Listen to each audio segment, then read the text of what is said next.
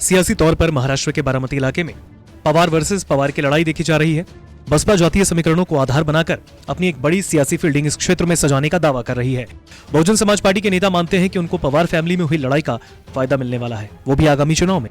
इसके अलावा बहुजन समाज पार्टी जातिगत समीकरणों के आधार पर खुद को लड़ाई में मान रही है। पार्टी का मानना है कि महाराष्ट्र में बसपा को हल्के में लेने वाले इस बात से अनजान है, लेकिन यहाँ पर सियासी परिणाम चौंकाने वाले हो सकते हैं। चुनाव प्रचार खत्म होने से कुछ ही दिन पहले बहुजन समाज पार्टी में एक बड़ी जनसभा का आयोजन था। बारामती क्षेत्र के इतिहास को अगर आप देखें तो पता चलेगा कि यहाँ बसपा का गढ़ रहा है। यहाँ पर बसपा से एमपी भी चुने गए और विधायक भी रहे। यहाँ पर प्रियदर्शनी कोकरे को उम्मीदवार बसपा ने बनाया। कोकरे धनकर समाज से आती हैं और 23 लाख में से इस लोकसभा क्षेत्र में 6.5 लाख वोटर धनकर समाज के ही है। इसके अलावा दलित और मुस्लिम समाज उनके साथ है। इसके अलावा दोनों पार्टियां जो यहाँ पर पहले से मैदान चुनाव में लड़ने की तैयारी कर रही थी, लेकिन यहाँ पर पवार वर्सेस पवार की लड़ाई हो गई, इसलिए यहाँ का मानना है कि बसपा यहाँ पर मजबूत लड़ाई में है। परिणाम चौंकाने वाले हो सकते हैं आने वाले दिनों में। यहाँ मौजूद स्थानीय के मुताबिक बारामती में पवार परिवार ने विकास के नाम पर कुछ नहीं किया है। जो घोटाले हुए थे उसे डरकर अजीत पवार भाजपा के साथ मिल गए। इसकी जानकारी महाराष्ट्र में बच्चे बच्चे को है। उनका कहना है कि इसलिए यहाँ की जनता ने इस बार बसपा के पक्ष में मतदान करने का मन बनाया है। एक और स्थानीय का कहना है कि पवार परिवार सिर्फ अपने घर की लड़ाई लड़ रहा है, जबकि इलाका पानी जैसी मूलभूत सुविधाओं से जूझ रहा है। अब यहाँ पर कोई अपनी बेटी के लिए लड़ाई लड़ रहा है तो कोई अपनी पत्नी के लिए लड़ रहा है। जनता की जरूरत, उनकी समस्याओं को दूर करने के लिए तो कोई लड़ ही नहीं रहा।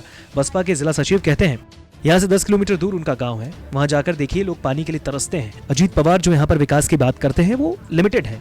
उस विकास का ना तो इलाके में कोई असर है, ना ही बारामती शहर में। यहाँ का युवा नौकरी के लिए दूसरे शहरों में जा रहा है, जबकि जो इंडस्ट्रियल एरिया डेवलप हुआ वहां पर उनके क्षेत्र के लोगों को नौकरियों पर नहीं रखा जा रहा। वो आरोप लगाते हैं प्रचार के लिए 500 रुपए खर्च करके यूपी और बिहार से आने वाली महिलाओं को क्षेत्र में लाया जाता है। वो कहते हैं कि जिस तरीके से बसपा ने आकाश आनंद ने एंट्री ली, उससे उनकी पार्टी को बड़ा फायदा होने वाला है। बसपा पार्टी के जोनल प्रभारी कहते हैं सिर्फ महाराष्ट्र ही नहीं बल्कि यूपी, बिहार, मध्य प्रदेश समेत राजस्थान में बसपा का परचम लहराने वाला है।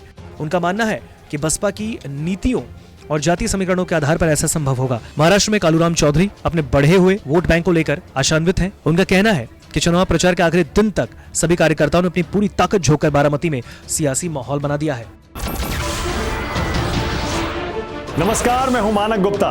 अगर आपको हमारा ये वीडियो पसंद आया हो तो इसे लाइक और शेयर जरूर करें, और हाँ, हमें सब्सक्राइब और फॉलो करना ना भूलें ताकि आप देश और दुनिया की कोई खबर मिस ना करें। तो जुड़े रहिए हमारे साथ और देखते रहिए न्यूज़ 24।